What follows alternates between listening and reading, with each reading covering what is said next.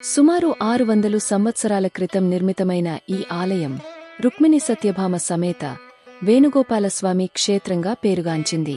ఆలయ లోగిలికి మూడంతస్తుల రాజగోపురం ప్రత్యేక ఆకర్షణ.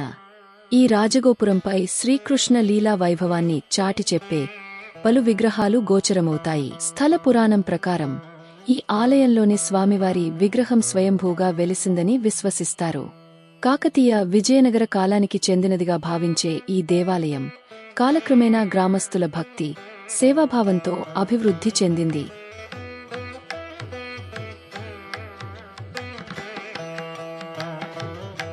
వేణుగానంతో అలరించే శ్రీకృష్ణుడు రుక్మిణి మరియు సత్యభామ సహితంగా సర్వాంగ సుందర రూపంలో భక్తులను మంత్రముగ్ధులను చేస్తాడు.